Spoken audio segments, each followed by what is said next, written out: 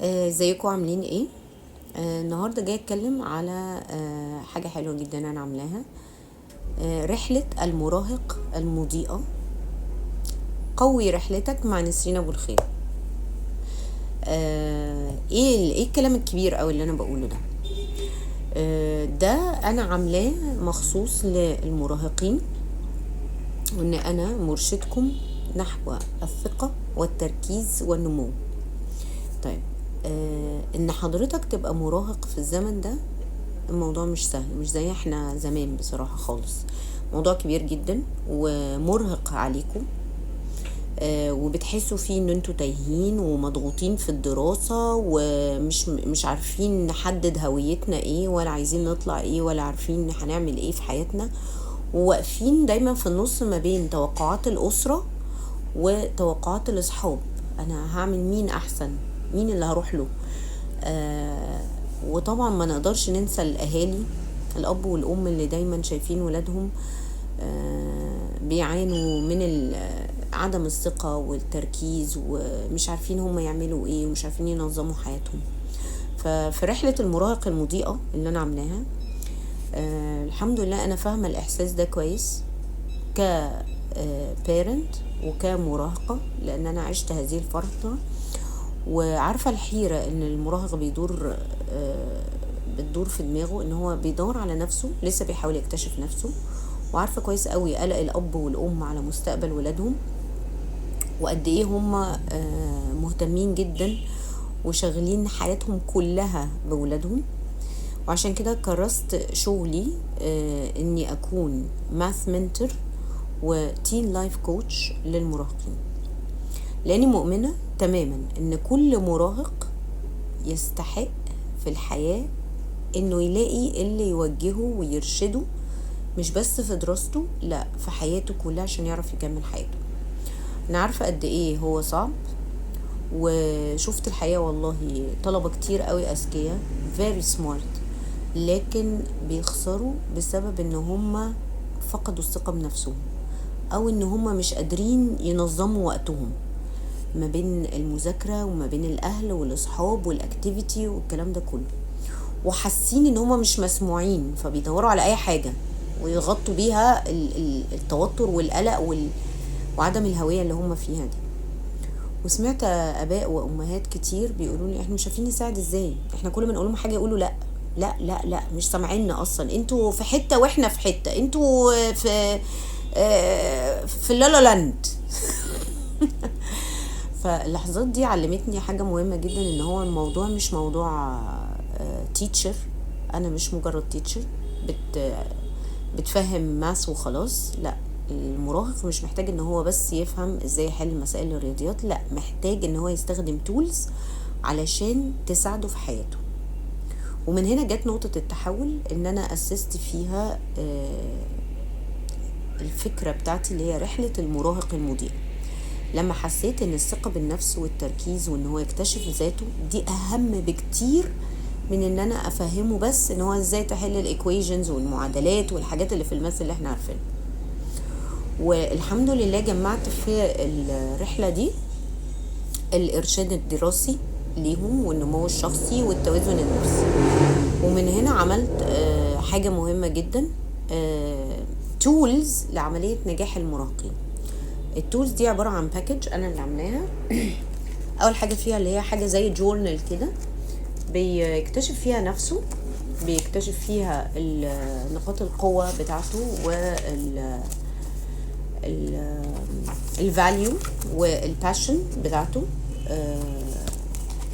فبيقدر يعرف بيها نفسه. بيكتب فيها ديلي اكتيفيتي بتاعته وويكلي، وبيجي في اخر كل اسبوع بيقول هو مثلا في المدرسة how was your school day او ويك، وبيكتب فيها كمان الاجازة بتاعته الويك اند عملها ازاي، وديلي في سيلف ريفلكشن في مانثs انا عندي عاملاها لمدة شهر عشان هو نفسه يبقى عامل تراك لنفسه لمدة شهر. حاطه فيها كمان الميل، الوجبة والنبي، عشان الصحة في المراهقين مهمة جدا انها تتبني صح. فحاطه فيه تراك للميل، فطار غدا عشاء والسناك، عشان يبقى هو شايف انا لا ده انا كده صحتي بتضيع علشان انا عملت كذا. وحاطه كمان في بوكلت تاني في الكولرينج بوك. كولرينج بوك ده مهم جدا، دي مش حاجه تافهه والله صدقوني. انا عامله فيها انيمالز وكوتس وباترفلاي وحاجات كتير قوي. انا دارسه علم نفس في الرسم. التلوين والرسم بيظهر مشاعر اللي جوانا، فبنقدر نعرف فيها احنا زعلانين متضايقين، الالوان، اختيار الالوان، كل الحاجات دي. في حاجة تانية انا عاملاها برضو، دي تخص برضو الثينكينج، جيمز ماشي، فيها اللي عارفين الميز وازاي نكمل الصورة، كل الحاجات دي بتطور لهم في دماغهم. ازاي نطلع الديفرنس، ازاي ممكن نستخدم في الاشكال دي الانجلز بتاعتنا، الريفلكشن، ازاي في مثلا سباي بدور عليه. في شوية حاجات حلوة قوي في ده. برضو عاملاها لمدة 30 يوم، علشان كل يوم صفحة بننمي فيها التركيز والحاجات القوية قوي اللي بتقع مننا دي. زي ما انتم ممكن تكونوا وقعتوا مني دلوقتي وقاعدين بتبصوا على القطة ده اسمه تشتت انتباه، ده مايك يا جماعة. نرجع لموضوعنا. فالموضوع بالنسبة لي مش هو ورق بس وإقلام وحاجات ولا تدريس. أنا باخد التين من أوله لآخره كده، بنمشي مع بعض رحلة جميلة وتجربة مفيدة صدقوني. طيب ليه بقى تثقوا فيا أساسا؟ أنا مين؟ أنا نسرين أبو الخير. أنا أخدت شهادات كتيرة متخصصة في التايم مانجمنت وإزاي أتعامل حتى مع ذوي الإعاقات الخاصة، ومثلت مصر قبل كده بره في مسابقة منتال ماس وطلعت أوائل على العالم من مصر. وأنا أصلا مدربة حياة لايف كوتش معتمدة من الاتحاد الدولي للكوتشنج، وتم استضافتي في برنامجين على قناة حياة مع الإعلامية الشهيرة دكتورة دعاء عامر. اتكلمت فيها على المراهقين والمرحلة اللي هم بيعدوا فيها وازاي نتعامل معاهم كأز بيرنتس. يا رب تكونوا ان شاء الله هتشوفوها من خلال الباركود بتاعي. هتلاقوا فيه كل الانواع السوشيال ميديا بتاعتي. من خلال الرحلة بتاعتي اللي انا يعني بحاول يخلي التين يكتشفها، شفت التغيير قدامي فعلا. وفي مراهقين كتير جدا ما كانوش واثقين في نفسهم، ابتدوا بقى يقفوا ويتكلموا ويتناقشوا ويقولوا، وما فيهاش اي مشكله ان احنا غلطانين عادي، بس نعرف الغلط، ولو هم قلقانين يقولوا ويعبروا عن مشاعرهم، وبقوا ازاي احسن والحمد لله. وسمعت الحمد لله اهالي كتير الحمد لله بتدعيلي يا رب دايما، وده من فضل ربنا طبعا. يمكن اكون انا سبب دلوقتي لفعلا حياه افضل لابنك او بنتك. فيا ريت نفكر بس مش في الدرجات ولا ان انا مدرسة ماس، لا، نفكر ان احنا عايزين نطلع شباب اقوى واسعد واكثر مرونة للحياة، لان الحياة صعبة. فلو انت اب او ام قلقانين على اولادكم، ولو انت مراهق وبتدور على التركيز والثقة بالنفس وانك تعرف نفسك بتحب ايه وما بتحبش ايه وايه نقاط القوة اللي عندي، يبقى لازم تجيلي. والخطوة الأولى بسيطة جدا، إنك تحصل على الباكج اللي أنا وريتها لك دي.